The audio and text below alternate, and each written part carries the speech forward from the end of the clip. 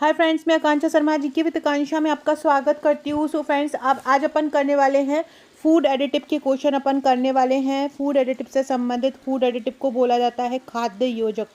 तो अपन करने वाले हैं खाद्य योजक के प्रश्न, या इसको इंग्लिश में क्या बोलते हैं, फूड एडिटिव। ये हमारे 10,000 प्लस प्रश्नों की एक सीरीज़ है और ये सीरीज़ का 8वां भाग है। इसके पहले भाग देखना है तो दो प्लेलिस्ट बनी है हमारे चैनल पर। एक एफएसओ की थ्योरी क्लास चल रही है और एक जो चल रही है वो चल रही है एमसीक्यू क्लास। तो एमसीक्यू क्लास जो प्रैक्टिस बैच के नाम से है, तो उसमें आपको सारे के सारे जो है प्रैक्टिस एमसीक्यू मिल जाएंगे। तो चलिए, पहला क्वेश्चन है, देखो, सोडियम क्लोराइड का उपयोग फूड एडिटिव्स के रूप में किया जाता है, मतलब खाद्य योजक के रूप में किया जाता है। अब जो सोडियम क्लोराइड होता है, मतलब नमक, सोडियम क्लोराइड को क्या बोलते हैं, नमक बोलते हैं। अगर इसका अत्यधिक सेवन कर लेते हैं, इसका अत्यधिक सेवन कर लेते हैं तो उच्च रक्तचाप हो सकता है। उच्च रक्तचाप हो सकता है, जिसके कारण हृदय रोग हो सकते हैं। तो इसके कारण मेन क्या होता है, हृदय घात हो सकता है, गुर्दे की क्षति हो सकती है, मतलब किडनी जो है, किडनी में प्रॉब्लम हो सकती है। ऑस्टियोपोरोसिस हो सकता है, मतलब हड्डियां कमज़ोर हो सकती हैं। अगर ज़्यादा नमक खाओगे तो हड्डियां कमज़ोर हो जाएंगी। डिहाइड्रेशन हो सकता है, मतलब निर्जलीकरण हो सकता है। मतलब शरीर में इलेक्ट्रोलाइट संतुलन इसके अत्यधिक सेवन से हो सकता है। साथ ही साथ में पाचन और शारीरिक क्रियाएं भी प्रभावित होती हैं। तो जिनको हाई बीपी रहता है उनको कम NaCl या कम नमक लेने की सलाह दी जाती है, क्योंकि ज़्यादा सोडियम क्या होता है, रक्त जो वेसल्स होती हैं, ब्लड वेसल्स होती हैं या रक्त वाहिकाएँ होती हैं, उन पर क्या डालता है, दबाव डालता है, जिससे कि ब्लड प्रेशर बढ़ जाता है और हृदय रोग का खतरा बढ़ता है। और शरीर से अगर अतिरिक्त सोडियम आ जाता है तो गुर्दे उसको निकाल नहीं पाते। किडनी को मेहनत करनी पड़ती है उस सोडियम को निकालने के लिए ना, तो किडनी में भी प्रॉब्लम हो सकती है। और अगर ज़्यादा सोडियम होता है तो वो कैल्शियम को कम कर देता है ना। तो ज़्यादा सोडियम से कैल्शियम की कमी हो जाती है, जिसके कारण ऑस्टियोपोरोसिस वगैरह हो जाता है। तो सोडियम क्लोराइड का, जिनको भी हड्डियों से संबंधित बीमारी रहती है, बीपी संबंधित बीमारी रहती है, उनको सोडियम क्लोराइड का सेवन जो है कम करना चाहिए। अगला क्वेश्चन है, JECFA का फुल फॉर्म क्या है। ये एक फूड एडिटिव से संबंधित एक कमेटी है। ये क्या है, एक फूड एडिटिव से संबंधित कमेटी होती है JECFA। JECFA फूड एडिटिव्स की एक कमेटी है जो कि कोडेक्स के द्वारा, WHO के द्वारा बनाई गई है ना। तो इसका फुल फॉर्म क्या होता है, तो इसको हम बोलते हैं ज्वाइंट FAO। ज्वाइंट को यहाँ बोलते हैं संयुक्त, हिंदी में क्या बोला जाता है, संयुक्त। तो संयुक्त FAO या WHO, export committee on food additives. देखो, जो खाद्य कृषि संगठन है, विश्व स्वास्थ्य संगठन है, वो अलग अलग कमेटियां बनाते हैं, अलग अलग समितियां बनाते हैं। तो ये जो समिति बनाई है JECFA, तो यहाँ पे जी से मतलब हो जाएगा ज्वाइंट, क्योंकि संयुक्त बनाई है। FAO और WHO ने मिलकर बनाई है इसको, है ना। दोनों ने इसको मिलकर बनाई है। किस लिए बनाई है इसको, इसको इसलिए बनाया गया है कि ताकि जो एडिटिव्स हैं वो कौन कौन से फूड एडिटिव्स मिलाना है, उनके लिए ये समिति बता सके कि क्या क्या लेना है, कौन कौन से फूड एडिटिव्स जो होते हैं अच्छे होते हैं, कौन कौन से फूड एडिटिव जो होते हैं बुरे होते हैं। तो ये JECFA उनका मूल्यांकन करने के लिए बनाई गई है कि कौन कौन से फूड एडिटिव्स का क्या करना चाहिए, उपयोग करना चाहिए, कौन कौन से जो फूड एडिटिव्स होते हैं उनका क्या करना चाहिए, उपयोग करना चाहिए। ये JECFA बनाती है, ठीक है। तो इसको क्या बोलते हैं, ये एक्सपोर्ट नहीं है, एक्सपर्ट है, expert. Joint FAO WHO expert committee on food additives, मतलब जो फूड एडिटिव्स के क्या हैं, एक्सपर्ट हैं, उसके लिए ये JECFA बनाया गया है। याद रखना, यहाँ पर जे से मतलब हो जाएगा ज्वाइंट, ई से मतलब हो जाएगा एक्सपर्ट। एक्सपर्ट कौन होंगे, जो फूड एडिटिव्स से संबंधित जानकार होंगे, है ना, उनके लिए ये बताता है। तो जे से मतलब क्या हो जाता है, जे से मतलब हो जाता है यहाँ पे ज्वाइंट।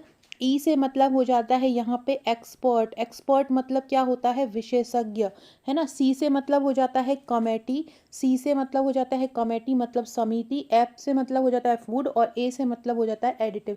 जनरली लास्ट में अगर FA होता है तो वो फूड एडिटिव्स की कैटेगरी में ही आता है। तो JECFA क्या हो जाएगा, एक खाद्य योजक से संबंधित समिति होगी। कौन इसको बना रहा है, तो इसको बना रहा है WHO, और FAO मतलब विश्व स्वास्थ्य संगठन बना रहा है। अगला क्वेश्चन है जो JECFA है उसकी स्थापना कब हुई थी?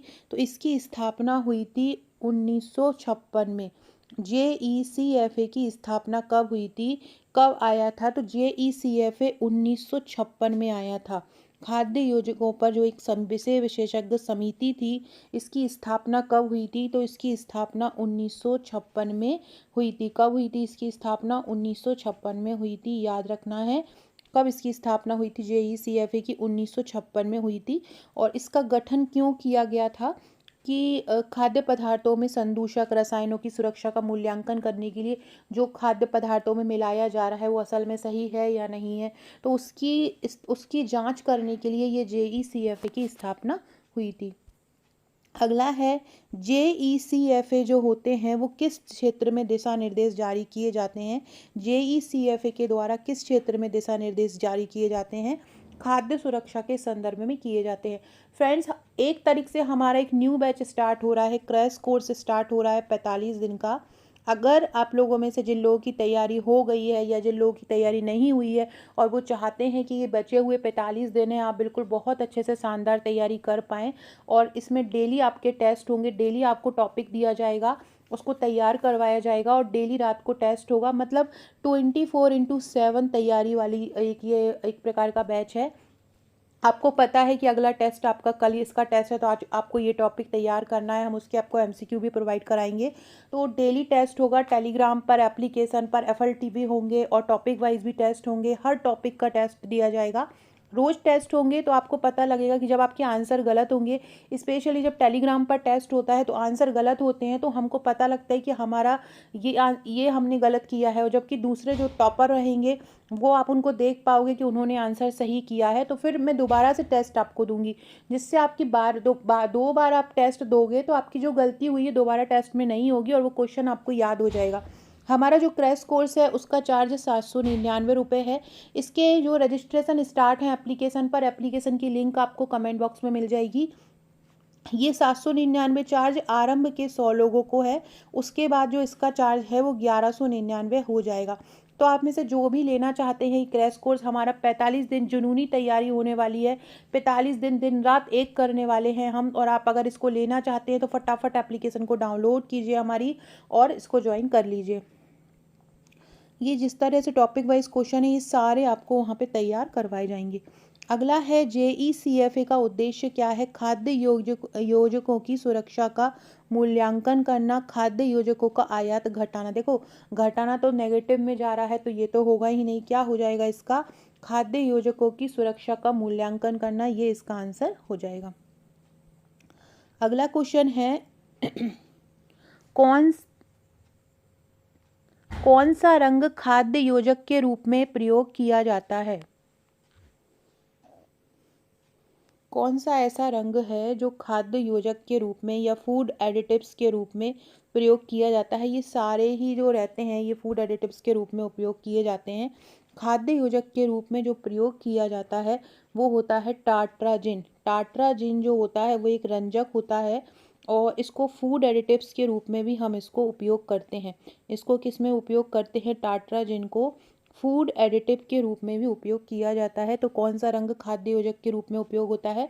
टाट्राजिन होता है। ये इसको हम चमकीला पीला, ये टाट्राजिन कैसा होता है? या तो चमकीला पीला होता है या चमकीला या बोल सकते हैं नींबू कलर का पीला होता है। या तो ये चमकीला पीला होता है या कैसा होता है, या नींबू कलर के पीला होता है। ये खाद्य योजक के रूप में ये टाट्राजिन का उपयोग, टाटाजीन होता है, इसको टाटाजीन बोलते हैं। और इसको E102 के नाम से भी जाना जाता है। इसके अलावा INS 102 के नाम से भी जाना जाता है। फूड येलो के नाम से भी जानते हैं। ये टाटाजीन को और किसके नाम से जानते हैं? फूड येलो के नाम से भी जानते हैं और एसिड येलो के नाम से भी जानते हैं। फूड येलो के नाम से भी जाना जाता है और किसके नाम से जानते हैं? एसिड येलो के नाम से जानते हैं। इसका उपयोग मिठाइयों में या दवाओं को पीला या हरा रंग देने में टार्टाजिन का उपयोग किया जाता है। ये सबसे व्यापक रूप से इस्तेमाल होने वाला फूड एडिटिव होता है। अगला क्वेश्चन है एंटीऑक्सीडेंट के रूप में कौन सा फूड एडिटिव उपयोग किया जाता है? देखो इनमें से तो एंटीऑक्सीडेंट ये तीनों नहीं है, विटामिन सी और vitamin E. Vitamin C, vitamin E, इनका उपयोग क्या होता है, एंटीऑक्सीडेंट के रूप में किया जाता है। विटामिन सी को हम क्या बोलते हैं, एस्कॉर्बिक एसिड बोलते हैं। विटामिन सी को क्या बोला जाता है, विटामिन सी को बोला जाता है एस्कॉर्बिक एसिड बोला जाता है। ये एक बहुत सामान्य और मजबूत एंटीऑक्सीडेंट होता है जो खट्टे फलों, टमाटर और हरी सब्जियों में पाया जाता है। इसके अलावा विटामिन ई भी एक एंटीऑक्सीडेंट होता है। इसके अलावा BHA, butylated hydroxy anisole, butylated hydroxy anisole, ये भी एक प्रकार का क्या होता है, एंटीऑक्सीडेंट है। और एक होता है BHT, ब्यूटाइलेट हाइड्रोक्सी टोलुइन, ये भी एक प्रकार का एंटीऑक्सीडेंट है। तो BHA और BHT ये दोनों भी क्या होते हैं, एंटीऑक्सीडेंट के रूप में उपयोग किए जाते हैं, जिनका उपयोग वसा और तेलों को खराब होने से बचाने में किया जाता है।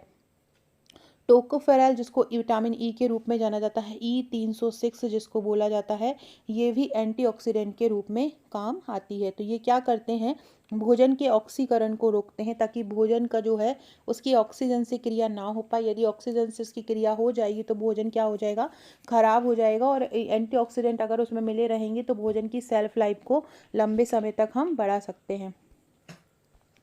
अगला है, स्वाद बढ़ाने वाले योजक के रूप में प्रयोग होने वाले खाद्य योजक MSG का फुल फॉर्म क्या होता है।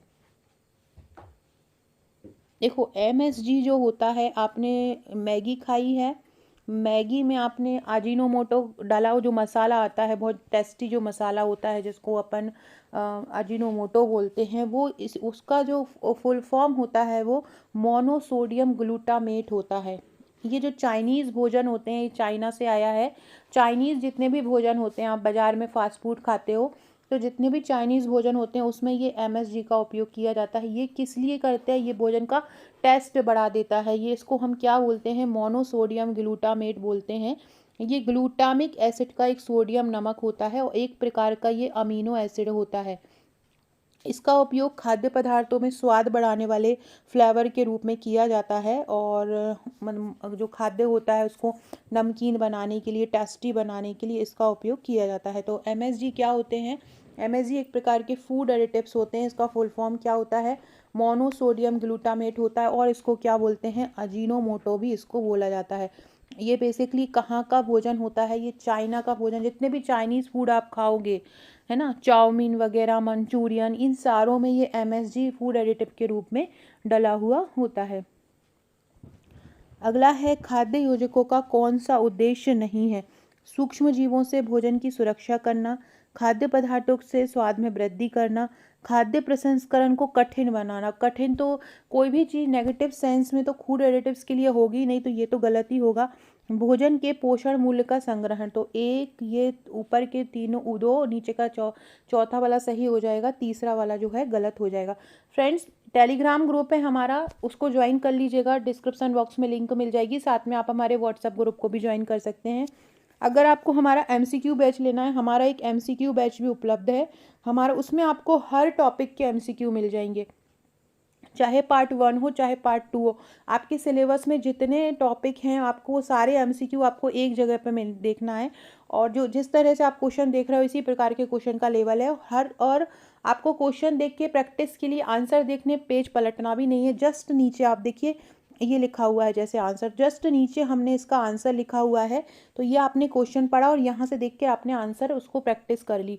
एक बार आपने आंसर देख के तैयार कर लिया, उसके बाद आपने खुद से प्रैक्टिस कर ली, तो इस प्रकार से आपका MCQ तैयार हो जाता है। MCQ कोर्स जो हमारा है वो 499 रुपये का है, जिसे आप एप्लीकेशन पे जाके परचेज कर सकते हैं। अगला क्वेश्चन है, निम्नलिखित में से कौन सा एक प्राकृतिक खाद्य योजक है। प्राकृतिक खाद्य योजक है कैरोटीन। प्राकृतिक खाद्य योजक मतलब नेचुरल है ये। इसका उपयोग खाद्य पदार्थों को, कैरोटीन का उपयोग खाद्य पदार्थों को रंगने के लिए किया जाता है, या बोल सकते हैं रंजक के रूप में किया जाता है। कैरोटीन का उपयोग किस लिए किया जाता है, खाद्य पदार्थों को रंगने में किया जाता है। ये नारंगी और पीला रंग देता है। ये कैसा रंग देता है, नारंगी और पीला रंग ये देता है। ये वर्णक का समूह होता है। ये स्वाभाविक रूप से पालक में, गाजर में, इनमें पाए जाते हैं। सोडियम नाइट्रेट का नहीं किया जाता है। ब्यूटाइलेट हाइड्रोक्सी टोलुइन, ये क्या है? ये एक एंटीऑक्सीडेंट होता है। ये क्या होता है? ये एंटीऑक्सीडेंट होता है। यूनिट 1 में भी ये VHT आपका है। और प्राकृतिक खाद्य योजक इनमें से कौन सा है? क्योंकि वो सब्जियों में नेचुरली पाया जाता है, तो कैरोटीन होगा प्राकृतिक खाद्य योजक। अगला है फूड एडिटिव का कोड नंबर किसके द्वारा जारी किया जाता है? जो फूड एडिटिव होते हैं उनका जो कोड नंबर होता है वो किसके द्वारा जारी किया जाता है ना? तो फूड एडिटिव्स के लिए जो कोड नंबर होता है कई लोग जारी करते हैं उसको। जो इंटरनेशनल नंबरिंग प्रणाली है वो भी इसको जारी करता है, कोडेक्स भी इसको जारी करता है, और यूरोपीय खाद्य सुरक्षा प्राधिकरण और यूरोपीय आयोग भी इसको करता है। तो यूरोपीय सुरक्षा प्राधिकरण या यूरोपीय संघ में इस तरह की संख्या को ई से लिखते हैं, जैसे कि आपने पढ़ा था अभी E301, E300 विटामिन सी को बोलते हैं, E200। तो यहाँ पे जो ई है, ये ई जो है ये यूरोपीय संघ को बताता है। तो फूड एडिटिव का जो कोड नंबर है ये इसी यूरोपीय आयोग द्वारा या यूरोपीय संघ द्वारा निर्धारित होता है। भारत में फसाई द्वारा जो खाद्य योजक होते हैं उनको INS के साथ लेबल किया जाता है। मतलब जो इंटरनेशनल नंबरिंग सिस्टम होते हैं, फूड एडिटिव को एक नंबर दे दिया जाता है, उसी नंबर से वो पूरे राष्ट्रीय और अंतर्राष्ट्रीय स्तर पर चलते हैं। अगला है खाद्य योजक का प्रयोग किस अवस्था में किया जाता है? तो उत्पादन में भी किया जाता है, प्रसंस्करण में भी किया जाता है, भंडारण में भी किया जाता है और पैकिंग में भी किया जाता है। किसी भी समय फूड एडिटिव का प्रयोग कर सकते हैं। अगला है खाद्य योजक का उदाहरण क्या है? संरक्षक मतलब प्रिजर्वेटिव में भी किया जाता है, बिल्कुल सही है, और एंटीऑक्सीडेंट में भी किया जाता है। तो A और C दोनों ही इसके आंसर सही हो जाएंगे। अगला क्वेश्चन है खाद्य जो योजक हैं वो किस प्रकार के होते हैं? केवल रासायनिक, केवल प्राकृतिक, केवल हानिकारक, प्राकृतिक और रासायनिक दोनों। तो जो खाद्य योजक होते हैं वो प्राकृतिक भी होते हैं और वो रासायनिक भी होते हैं। तो दोनों ही, इसका D इसका आंसर हो जाएगा। खाद्य योजक क्या होता है? तो खाद्य योजक मतलब खाद्य में योजक होने वाले, मतलब जुड़ने वाले। तो भोजन में जोड़े जाने वाले वे पदार्थ जो उसकी विशेषताओं को सुधारते हैं उनको क्या बोला जाता है? उनको फूड एडिटिव या खाद्य योजक बोला जाता है। खाद्य योजकों का जो नियंत्रण और विनियमन होता है वो विश्व स्तर पर कौन करता है? तो खाद्य योजकों का जो नियंत्रण और विनियमन होता है वो CAC करता है। CAC की स्थापना कब हुई थी? 1963 में हुई थी। CAC की कोडेक्स एलिमेंटेरियस कमीशन जो है उसकी स्थापना कब हुई थी? 1963 में हुई थी। आपके लिए क्वेश्चन है कि भारत CAC का सदस्य कब बना था? CAC की स्थापना 1963 में हुई थी, लेकिन भारत इसका सदस्य कब बना था? इसका आंसर सारे लोग कमेंट में दीजिएगा। जिनको भी वीडियो पसंद आते हैं वो सारे लोग इसका आंसर दीजिएगा। अगला क्वेश्चन है खाद्य योजक का उपयोग किस रूप में किया जाता है? फ्रेंड्स, हमारा एक FSO का ट्रिकी बैच भी उपलब्ध है।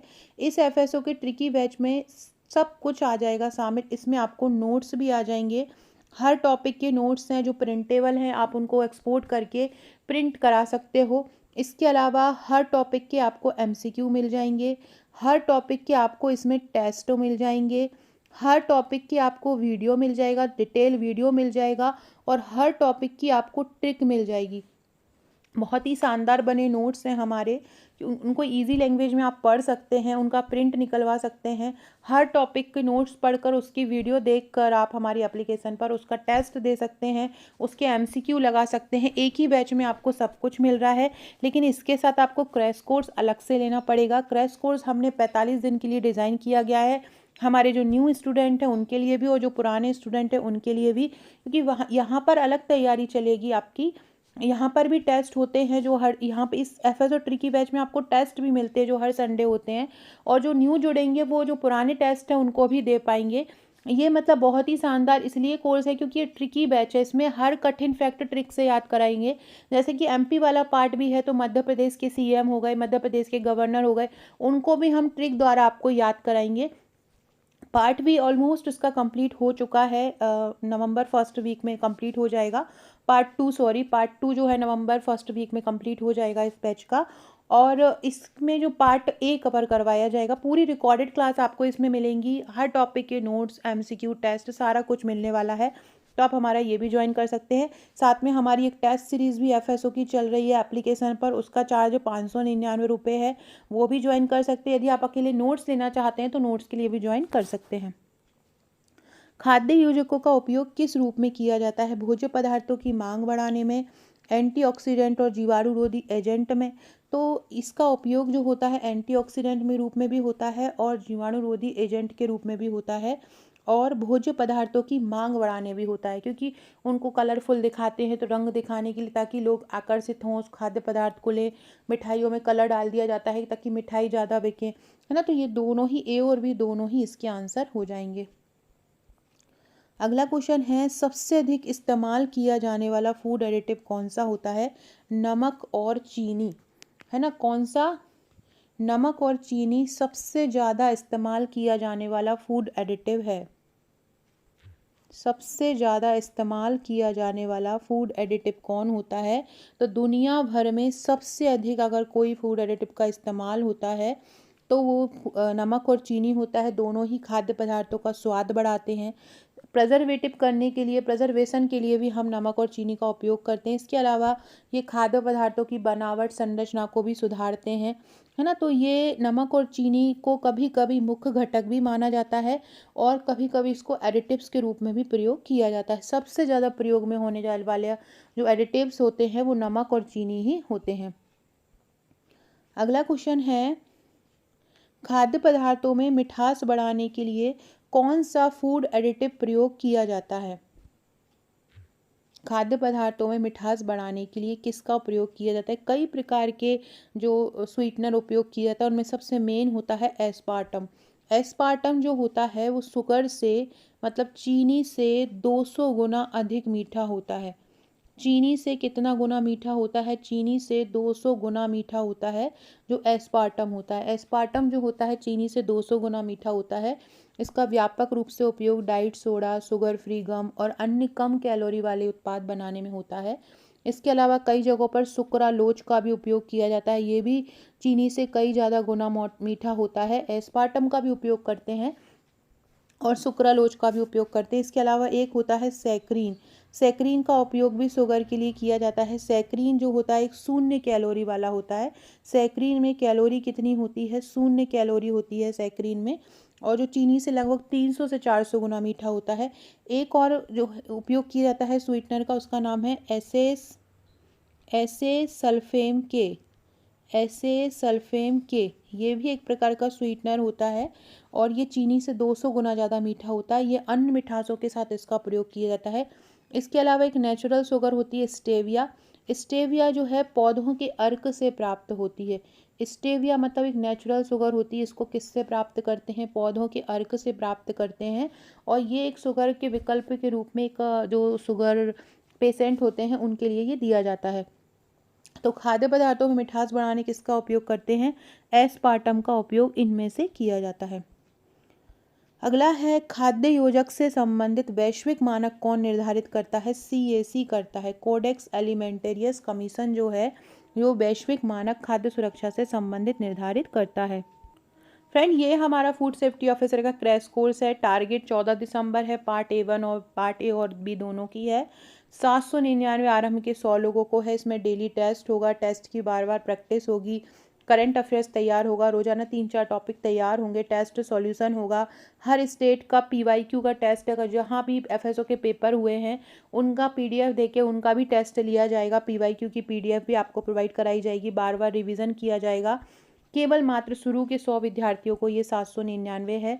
जल्दी अपनी सीट बुक कर लीजिए 1 नवंबर से पहले, और 1 नवंबर से टेस्ट देना स्टार्ट कर दीजिएगा। लिंक आपको कमेंट बॉक्स में मिल जाएगी हमारी एप्लीकेशन की, साथ में डिस्क्रिप्शन बॉक्स में मिल जाएगी, या आप प्ले स्टोर पर GK विद आकांक्षा शर्मा के नाम से ज्वाइन कर सकते हैं।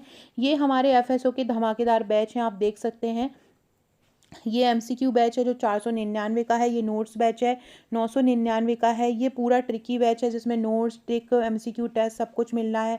प्रिंटेबल नोट्स मिल रहे हैं। ये 1999 का है। क्रैश कोर्स जो है वो 799 का है, और टेस्ट बैच जो है वो 599 रुपये का है। तो आप इसको ज्वाइन कर सकते हो। ज़्यादा जानकारी के लिए आप मुझे व्हाट्सअप भी कर सकते हो। ये मेरा व्हाट्सअप नंबर दिया हुआ है। ये हमारा ट्रिकी बैच है। यहाँ पर हस्तलिखित नोट्स हैं, रिव्यू मैंने बताया हुआ है। कई वीडियो थ्योरी क्लास जो मैं पढ़ा रही हूँ अपने नोट से ही पढ़ाती हूँ। रिकॉर्डेड ट्रिकी वीडियो है, संपूर्ण सिलेबस है, टेस्ट है, टॉपिक वाइज एमसीक्यू है। तो ये सारा आपको मिल जाएगा। ये हमारा एमसीक्यू बैच है जिसमें 499 में आपको 30,000 प्लस एमसीक्यू मिलने वाले हैं, पार्ट ए और पार्ट बी दोनों के। अगला क्वेश्चन है, झाग बनने से रोकने वाले पदार्थ को क्या बोलते हैं? तो ये एक प्रकार का केमिकल मतलब एडिटिव होता है, केमिकल एजेंट के रूप में इसको प्रयोग किया जाता है। झाग को हिंदी में, इंग्लिश में क्या बोलते हैं? फॉर्म बोलते हैं। तो इसका रोकने वाला पदार्थ क्या कहलाएगा? एंटी फॉर्मिंग कहलाएगा। और ये केमिकल एडिटिव्स होता है उद्योगों में और खाद्य प्रक्रियाओं में फॉर्म के निर्माण को कम करने में इसका उपयोग किया जाता है। ये तरल पदार्थों के पृष्ठ को कम कर देता है जिससे झाग के बुलबुले टूट जाते हैं और ये बनना बंद हो जाता है। इसके अलावा इसका उपयोग लुब्रिकेंट में, अपशिष्ट जल के उपचार के रूप में भी किया जाता है। फूड प्रोसेसिंग में भी उपयोग किया जाता है। ये कई प्रकार के होते हैं। कुछ सिलिकॉन आधारित होते हैं, सिलिकॉन बेस्ड होते हैं, कुछ नॉन सिलिकॉन वाले होते हैं, कुछ बायोडिग्रेडेबल होते हैं। तो इस प्रकार से ये जो पदार्थ होते हैं ये झाग बनने से रोकते हैं। सो फ्रेंड्स, ये था हमारा आज का वीडियो। आशा है वीडियो पसंद आया होगा। इसका अगला पार्ट कल करवाऊंगी, साथ में एमपी का पार्ट भी करवाऊंगी। तो वीडियो अच्छा लगे तो लाइक शेयर सब्सक्राइब जरूर कीजिएगा, शेयर कीजिएगा। Okay friends, thank you.